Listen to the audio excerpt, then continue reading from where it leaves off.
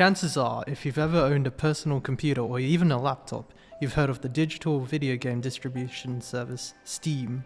Steam is a game client created to compile various games, software, and other digital content in one place, allowing for consumer-created communities. Don't like playing a first-person shooter game? Steam has got you. How about a therapeutic game where you inherit your grandfather's old farm? Steam has a variety of digital games you can choose from, with other softwares such as Wallpaper Engine as well, which, as suggested by the name, allows users to create and download animated wallpapers from a community.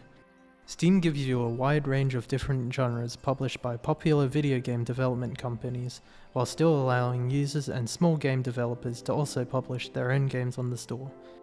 There are both online multiplayer and single-player games, allowing users to pick from a fair amount of alternatives. Think of it as a digital library you can expand.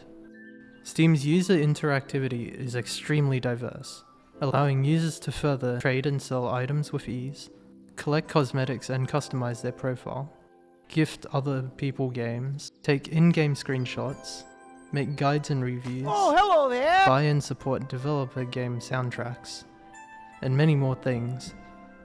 Additionally, with Steam, individuals are able to easily create extensions for their favorite games, resulting in community-made mods that can change some aspects such as the visuals of a game to straight up changing how the game is played itself. As the largest game distributor worldwide, the Steam games market has generated $3.1 billion in game revenue on Steam in the first half of 2022, with its activity increasing the last few years due to the recent pandemic. But where did it start? Deploying flashbang. It's 1996, and this guy, along with his fellow colleague, have just left their jobs at Microsoft. Together they've had an idea that could either be a total flop, or could end in a new era of software development in gaming. And thus, Valve was born. Originally, games had to be on physically distributed CDs and NES systems, in which game code was very basic and data storage was limited. Valve's first game was made in 1998 called Half-Life, which received extremely positive feedback, earning numerous rewards as one of the most popular first-person shooter games, and is said to have revolutionized the FPS genre, while being the base game which later titles have been modded towards. With the feedback came a request for a sequel to the game, to which Gaben responded to, announcing the planned release of Half-Life 2. However, when it was released, Half-Life 2 was locked behind a digital wall, Steam. This set up the humble beginnings of the well-known game client Steam, with Half-Life 2 allowing it to grow a player base that interested other game developers. This is due to them wanting to collaborate and publish their games on Steam in order to gain more revenue. Through these events, Valve had set itself up for success, and with them gaining property rights to titles such as Counter-Strike Global Offense and Dota 2, as well as the release of Team Fortress 2 in 2007, Steam boomed in popularity across the globe. Steam revolutionized the gaming industry, as games across the world were restricted due to limitations on how much physical copies could achieve. However, with newer technological advancements throughout the early 2000s, particularly in the development of better graphics cards and increased space on hard drives, game developers were able to expand their horizons and produce more hardware-demanding softwares that were then sold through the client as Steam provided a space for them to be stored. Eventually, Steam keys were also added to the client, where a portion of the money could be returned to the developer via third-party websites, such as G2A and Humble Bundle, in which people could get games at a discount.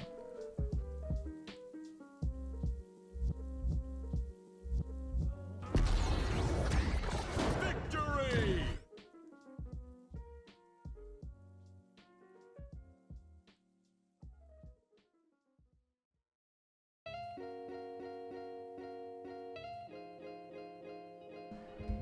There are many positive and negative aspects of Steam to consider, as Steam has had a profound impact on leading the digital world into a new era of entertainment. When considering these factors, they can be broken down into three key categories. with subsections that address key issues and benefits that have come with the release of Steam. Through the excessive amount of social media tweets, posts, videos, blogs, and so on, the digital world has shown an increase in requirements for new and improved entertainment, in which Steam acts as a gateway for online forms of said entertainment.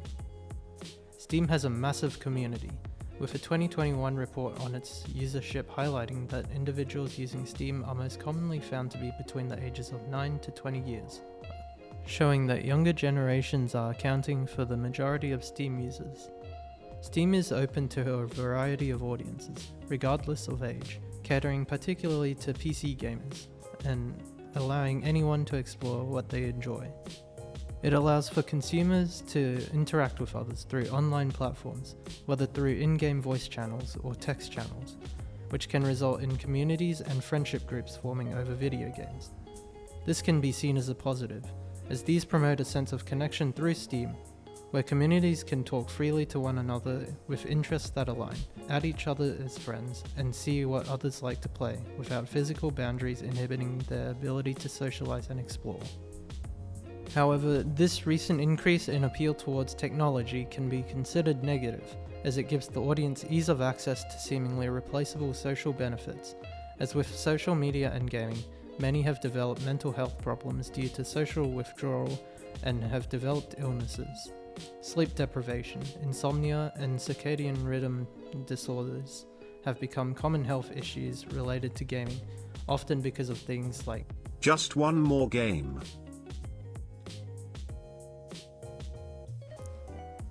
Consequently, some moral dilemmas have risen regarding the games developed and supported by companies like Steam, including ethical issues regarding violence and content rating, in which the industry and the government is questioned on how restrictive they should be with violence in video games, as well as how they should be regulating their audiences. The main problem of violence in video games is the restrictions put on violence, as often younger generations are found playing these games without regulation of activity, which can result in an increase of aggressive behavior.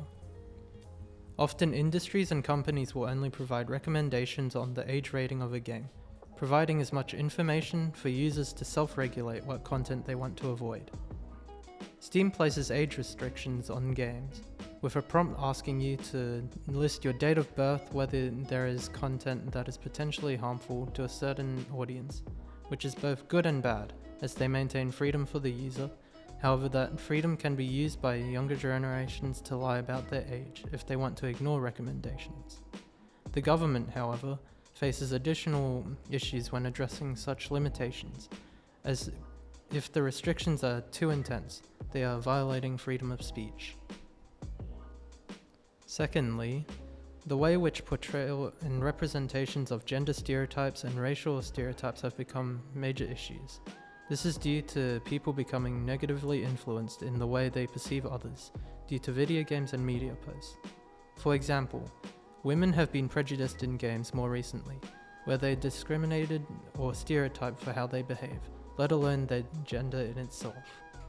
This is most evident in massive multiplayer online games such as multiplayer first-person shooter games like Valorant. These games enable large numbers of players from diverse locations to connect and interact with each other.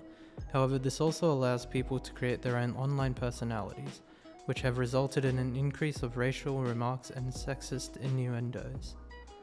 This is often shown by the male audience, in which females are seen to be inferior in skill and knowledge on gaming.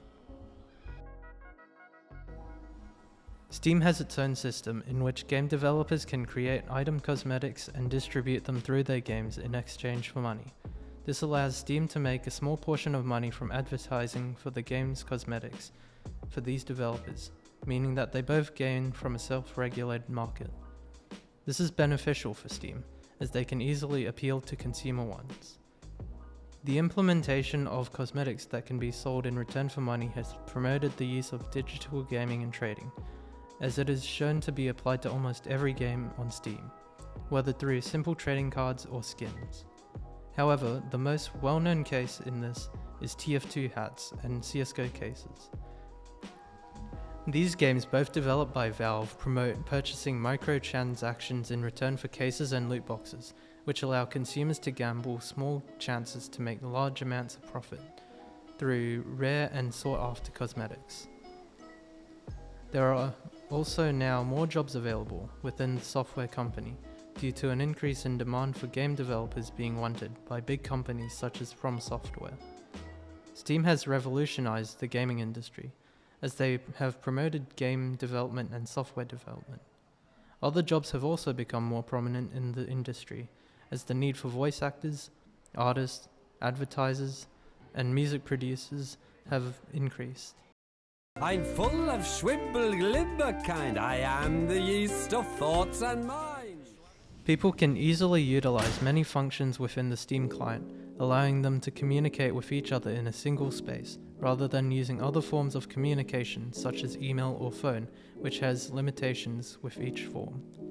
This changes the way we interact with other people, as well as the way we interact with technology, as Steam has functions such as recent activity with your hours on games. Social interactions have become more online-based, with Steam developing simpler ways of talking via in-game overlays, which are made to help reduce the amount of screen clutter. 𝒂𝒂𝒂𝒂𝒏𝒄𝒆 two-step flow theory states that ideas flow from the mass media to opinion leaders, who then impact the wider population with their influence. In this, the target audience of Steam is seen as active in creative content and posting reviews which allow for other people to read their reviews and form an opinion based on what they have read. Social media influencers and opinion leaders can encourage viewers to play games they enjoy, in which the individual may be persuaded to give it a try as they look up to that influence. This is also possible through watching the influence play, which can persuade the consumer to buy the game or things in it for their personal benefits.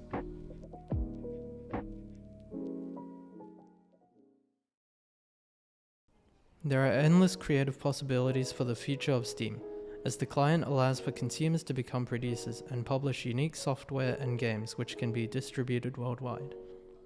Although Steam has been developed over the last few years into the most successful gaming distribution service, I think that gaming will eventually fall off in the future.